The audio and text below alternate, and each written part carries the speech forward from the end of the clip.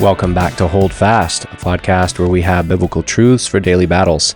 My name is Kenny. I'm the host of the podcast, and I'm going to continue in a similar theme to last week's episode. So last week, I asked the question, should I join a small group at church? Should I join a discipleship group? And talked about different things we're doing at MissionWay Church and just some principles for thinking through whether or not we should join a group. But I want to talk about the larger topic at hand when we talk about groups, and that is community or fellowship. So one of the values that we have at MissionWay Church is authentic community. And a lot of times churches can say that, and people in the church can say, I value community. But unfortunately, many times those churches don't actually possess true biblical, authentic community. A lot of time, church feels like a place where we just pass by familiar faces, but it doesn't feel like family. So we say that we value at MissionWay authentic community because we are a family seeking to transform members and their families. Many people say that they want meaningful relationships at church, and yet they feel frustrated by the lack of them. I've had this conversation so many times. Often people will decide to leave a church, or they express concerns or frustrations because they don't feel like they're connecting with anybody. They don't really believe that they have that community, and they'll say they want those meaningful relationships, and yet they don't have them. And a lot of times, they blame the programming, they blame the lack of groups, they blame the lack of events and different things that the leadership should be doing but maybe is not doing, instead of asking, what am I doing that may be preventing authentic community at my church? What am I not doing that I should be doing that would enable me to have deeper relationships with the people at my church? And I have talked about this before. This is not a new topic. I'm not going to even necessarily say a bunch of things that you've never heard me say before, but I want to just take this episode and focus on principles and things that will help us to build authentic community at our church. We had a men's breakfast this past weekend, and a great time together. And one of the things that somebody in the group said was, you can't just rely on the pastors, elders, leaders of a church to generate this community within the church. You can't just say, well, we need deeper fellowship as men or women or just people in the church. And so, that's the pastor's job. That's the leadership's job. Now, I'm not trying to take responsibility off of my shoulders as a pastor. I do have a responsibility to lead the church in such a way that it cultivates genuine biblical fellowship, discipleship, and community. But if individual members want, and they should want, authentic community at their church, if they want biblical fellowship and deep relationships, it will require shifts in our mindset, and it will require intentional steps. And so I'm going to give you on this episode 5 steps that you can take towards more authentic community at your church. And these are steps you can take. These are steps that I should be taking as a pastor too, but these are steps that every individual member can take. And if you do these things and you do them genuinely, I believe you will begin to see deeper discipleship, more biblical fellowship and community at your church. And listen, I think I've said this before, but I think this is important to acknowledge. There are times that you do all of these things and you genuinely seek community, and there are some churches where it just doesn't happen. And the purpose of this episode isn't to dive into all those reasons why it doesn't happen. Maybe that can be another episode one day. The purpose of this episode is to say, if you're going to do everything that depends on you for authentic community at your church, this is some of those things. Not everything, but these are some things that immediately come to my mind that you and I can do to develop this deeper at our church. Number 1, drop the consumer mindset.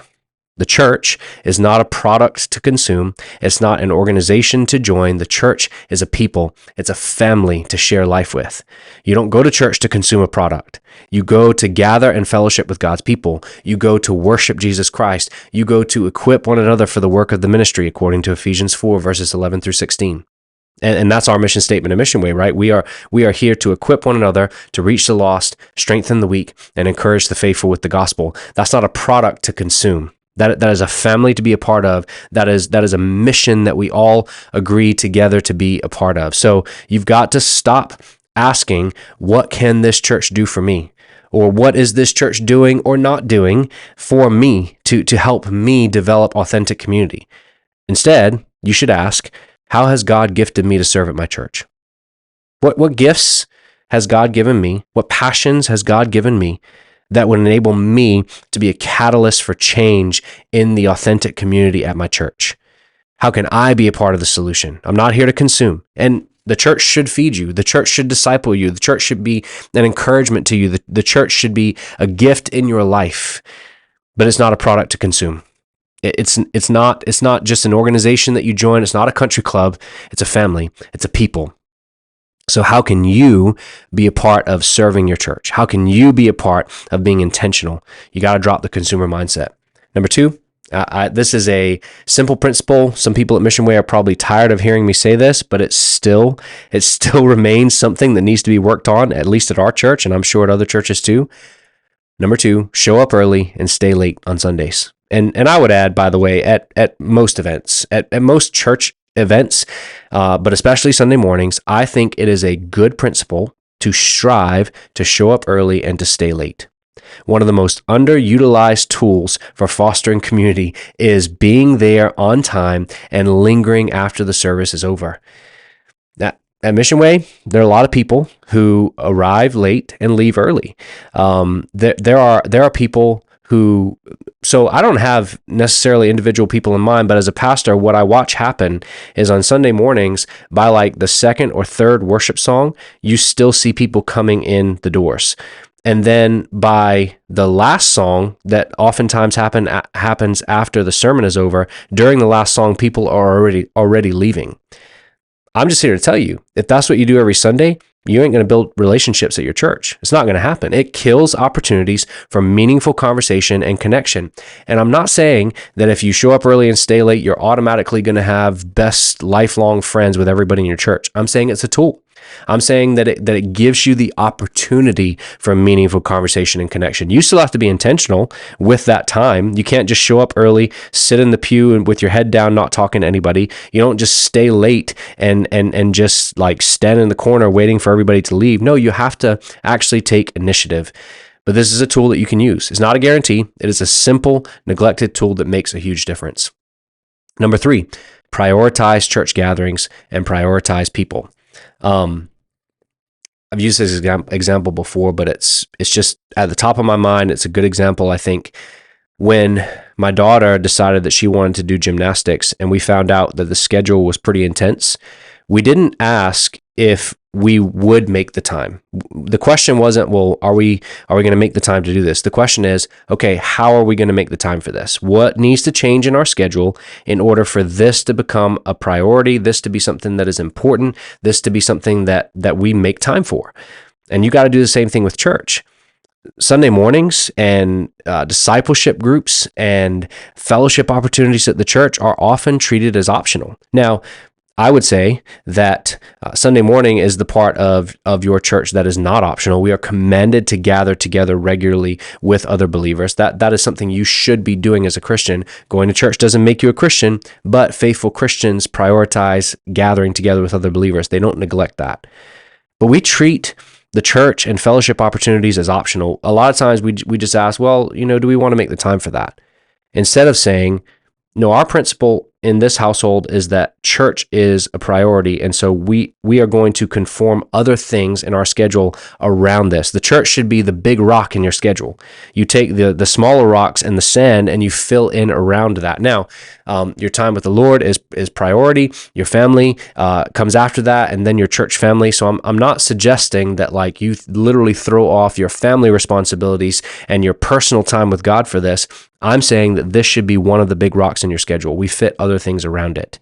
You prioritize the church. You prioritize gathering with the church.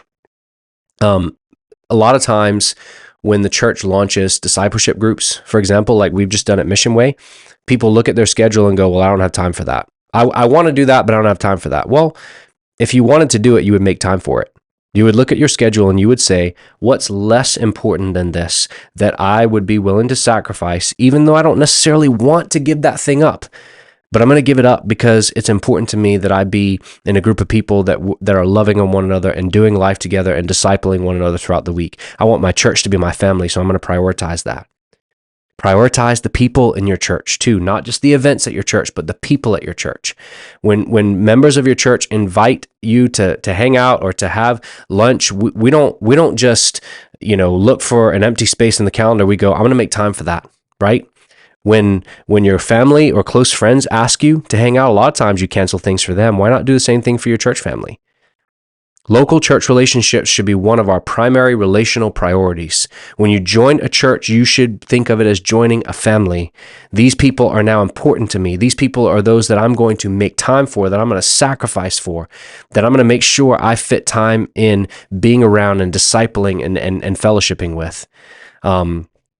I think that we should choose our church and the people of our church over many of the other priorities in our lives. And I'm not trying to create like a tier system here necessarily. I'm just saying that if you genuinely want authentic community at your church, it's going to require you thinking of your church as a family, prioritizing the events and gatherings of your church, prioritizing the people in your church. You got to do that. And this is kind of the fourth principle is really throughout this. This is a general, this probably infiltrates all the other principles. But number 4, you've got to take initiative. Don't wait for community. Go make it happen. Don't wait for a new program, a new group, a new church event. Just meet people, invite them over, share life with them, go to lunch with them, prioritize being with them, be intentional with this, take initiative. Don't wait for somebody to invite you. And I know you might say, well, listen, I'm just not an outgoing person. I understand that because by nature, I kind of like being more to myself too. I like people. I love being around people, but I really recharge by being alone. And so it takes energy for me to extend that invite and to do that, but I love it. And I want to do that. And it's important to me. You got to be intentional with this. You got to take initiative with this. People often blame the church for lacking community, but very seldom do they look within themselves and take personal accountability for their lack of intentionality, their lack of initiative in this. And I think we got to do both. We should hold our churches and our leadership accountable for generating this and producing this within our churches. We should hold ourselves accountable too for the initiative that we take or don't take in this area. No matter how good the programming at your church is, the scheduling is at your church, without intentional people, community will be surface level. I don't care how well your church programs community. If the people in your church are not intentional to build community, it won't happen. It won't. I'm sorry. If you are not intentional, it won't happen. I don't care how seriously your leadership takes this. Now, if the leadership takes this seriously and does their job in shepherding people, I think it moves people to be more intentional, right? But if you're not intentional, it's not going to happen. Your pastor can't force community at your church. The programming will not automatically generate it. You have to be intentional with this. Number 5, we've got to seek biblical fellowship over superficial community. Seek biblical fellowship over superficial community. Real biblical fellowship goes far beyond talking about just our kids and the weather and our busy schedules. We have to, as Hebrews chapter 10 tells us, stir one another to love and good works. So when you hang out with people, when you go to a discipleship group, when you show up early and stay late on Sunday mornings, think about those conversations you're having. Are you stirring one another to love and good works? Are you actually encouraging one another? Are you praying for one another? This past Sunday, I saw a couple individuals around our church after the service praying with one another and shedding tears with one another and hugging one another. That stuff needs to happen more. And not just at the church on Sundays, it should be happening in our homes throughout the week. It should be happening at discipleship groups. It should be happening as we gather, as we prioritize the church as a family. It's going to require sharing your struggles. So at our men's breakfast this past weekend, somebody brought up a very good point. They said, look, we can do all this stuff that we're talking about doing as a men's ministry. And we can get together and we can try to build fellowship. He said, but if you're not going to be vulnerable and share your struggles with one another, then it's not going to get very far. And I agree. That is a very important building block to community. You've got to be willing to share your struggles with one another, your struggles with sin, your struggles with anxiety and doubt and fears, your struggles just in life in general. When somebody asks you how you're doing, if you have the opportunity, tell them. Don't just give the superficial answer like, I'm doing good. How about you? And maybe that's all you have time for in that moment, but find time to talk to them. Like text them later and go, hey, I told you I was okay. And I am, but I got something I want to talk to you about. You got to talk about your temptations, your trials. Ask how people are really doing. Ask them, what is God teaching you right now? How can I pray for you? How can I pray for you is an amazing question, because most Christians, when they are asked that question, they don't want to just give a superficial answer. They want to tell you. They want to tell you like what's really on my heart right now? And maybe sometimes an even better question than how can I pray for you is, what have you been praying for lately? What have you been praying for in your life lately? That's a great question, because if you can get an insight into their prayer life, you can get an insight into what really is driving them, what really are they longing for and asking the Lord for. Sit down with people for an extended time. Don't believe that passing conversations are enough to generate community. It takes time. And that's the other thing, like to really be vulnerable and share struggles with one another. That's not going to happen at your first discipleship group meeting. That may not even happen really within the first year of your discipleship group meetings, because people might have something that's so difficult, so personal, so vulnerable for them to share that it takes them time to know that they can trust you. Build that trust, and then you'll be able to share things too. Talk about spiritual things with one another. Don't just talk about superficial things. Get to spiritual conversations. Biblical fellowship doesn't happen just by default, or it doesn't necessarily happen naturally, as in like this is just what we default to. It takes being intentional. It requires provoking one another to love and good works. That's the word that the Bible actually uses. It's like actually provoke one another. So when biblical community is happening, when authentic community is happening, sparks are going to fly sometimes. You're going to offend people sometimes. Don't intentionally offend them, but you're going to, because we're people and we're messy and we struggle. If you're never offended by anybody in your church, then the chances are you're not being very intentional with community and discipleship. And if nobody's ever offended by you, then it's likely because you're not being intentional with discipleship. You're not being intentional with community. It's gonna provoke one another, but that's the beautiful thing. As we provoke one another, we forgive one another, we bear with one another in love, we grow together, we unite together, we love one another as Christ has loved us, and our community grows, our fellowship grows. There is a cost to this, but there's a great reward to this. Authentic community is hard. It requires schedule changes. It requires life changes, but it is so worth it. I've never been in a situation where I believed myself to have true, authentic, biblical community and thought to myself, this isn't worth the sacrifice. It always is. It always is. So what changes do you need to make? Look at your schedule. I think one of the best things that you can do as a next step to listen to this podcast is pull out your calendar. If you are somewhere you can do this now, great. If you need to do it later, put a reminder in your phone right now. If you're like me and you got an iPhone, you just go, hey Siri, put a reminder for me to check my calendar later. Just look at your calendar. Look at your regular rhythms. How can you create space for more community at your church? What night of the week can you dedicate to just once a month having people over at your house? Look in the discipleship groups page at the church. Which of those groups can you join? Look at your calendar. Look at that page. How can you conform your schedule to be a part of one of those groups? If you are somebody who's saying, you know what, I really want deeper relationships in my church, but I just don't have it, look at your calendar. Does your schedule reflect the fact that you really desire deep relationships at your church?